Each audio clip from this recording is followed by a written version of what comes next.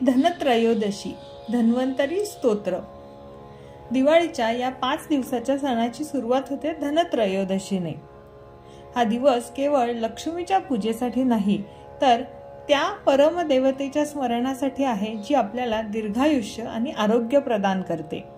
ती देवता म्हणजे भगवान धन्वंतरी।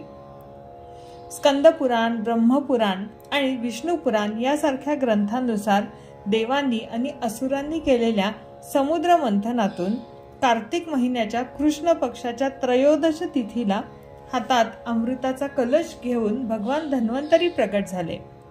म्हणूनच या तिथीला धनत्रयोदशी म्हणतात। आज आपण भगवान धन्वंतरींना समर्पित स्तोत्र आणि त्याचा अर्थ पाहूयात। ओम नमो भगवते महासुदर्शनाय वासुदेवाय धन्वंतरायै अमृत कलश हस्ताय सर्व भय विनाशाय सर्व रोग निवारणाय त्रिलोकपथाय त्रिलोकनाथाय श्री महाविष्णु स्वरूप श्री धन्वंतरी स्वरूप श्री श्री श्री औषधचक्र नारायणाय नमः। या स्तोत्रामध्ये भगवान धन्वंतरी यांचं वर्णन करणारी विविध नावे आलेली आहेत। त्या सगळ्या नावांचा आपण अर्थ पाहूयात। ओम नमो भगवते महासुदर्शनाय वासुदेवाय धन्वंतरायै।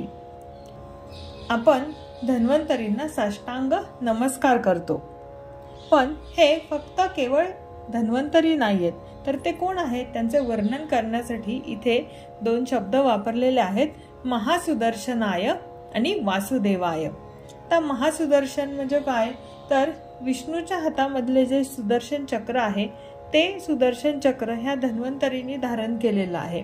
आता इथे ते महासुदर्शन चक्र या स्वरूपामध्ये रोगरूपी शत्रूचा तात्काळ नाश करण्याचे प्रतीक म्हणून ते वापरलेलं आहे। वासुदेवाय, वासुदेव धन्वंतरी हे साक्षात श्री विष्णूंचे स्वरूप आहेत, म्हणून त्यांना इथे वासुदेव म्हटलेलं आहे। म्हणजेच हे धन्वंतरी रोगाचा नाश करणारी दैवी शक्ती आणि आपले पालन पोषण करणारी दैवी शक्ती या दोन्हीही एकाच या भगवान धन्वंतरी मध्ये स्थित आहेत। अमृत कलश हस्ताय सर्व भय विनाशाय सर्व रोग निवारणाय। अमृत कलश हस्ताय म्हणजे ज्यांच्या हातात अमृत कलश आहे, जे हा अमृत कलश हा चिरंजीवित्वाचे प्रतीक आहे। सर्व भय विनाशाय, कोणताही रोग येण्याची सर्वात मोठी भीती ही नेहमी आपल्या मनात असते। धन्वंतरी प्रथम मनातील हे भय नष्ट करतात। सर्व रोग निवारणाय, आणि त्यानंतर ते सर्व शारीरिक आणि मानसिक रोगांचे निवारण करतात। त्रिलोकपथाय त्रिलोकनाथाय श्री महाविष्णु स्वरूप।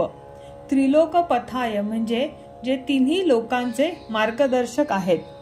त्रिलोकनाथाय म्हणजे जे तिन्ही लोकांचे स्वामी आहेत। धन्वंतरीचे ज्ञान हे केवळ मानवी शरीरापुरतेच मर्यादित नाही, तर ते पृथ्वी, अंतरिक्ष, स्वर्ग तीनही लोक, पृथ्वी, पाताळ आणि स्वर्ग अशा तीनही लोकांमध्ये कार्यरत असलेल्या प्रत्येक ऊर्जेचे नियमन करतात। महाविष्णु स्वरूप, ते आयुर्वेदाचे ज्ञान संपूर्ण विश्वात घेऊन आले। महाविष्णूचं स्वरूप असलेले हे धन्वंतरी आयुर्वेदाचे ज्ञान संपूर्ण विश्वात घेऊन आले। श्री धन्वंतरी स्वरूप श्री श्री श्री औषधचक्र नारायणाय नमः। जे औषधांचे चक्र धारण करणारे साक्षात नारायण आहेत, त्या धन्वंतरींना मी वंदन करतो। तर औषधचक्र नारायण म्हणजे काय, तर याचा अर्थ आहे भगवान धन्वंतरी हेच प्रत्येक औषधाचे मूळ आहेत।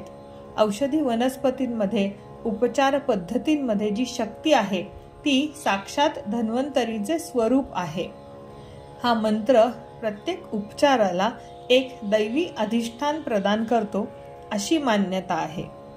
या धनत्रयोदशीला खरे धन म्हणजे दीर्घायुष्य आणि निरोगी शरीर कमावण्याचा आपण सगळेजण संकल्प करूयात। या दिवशी भगवान धन्वंतरींना वंदन करून आपण आपल्या प्राचीन आयुर्वेद परंपरेचे पुनरुत्थान करण्याचा संकल्प करूयात। आपले आरोग्य, दीर्घायुष्य, निरोगी शरीर कमावण्याचा संकल्प करूयात.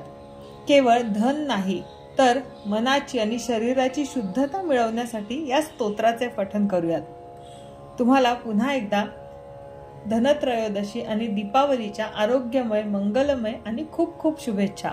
हा व्हिडिओ तुमच्या प्रियजनांना देखील शेअर करा, जेणेकरून त्यांनाही आरोग्याचे हे खरे धन लाभो.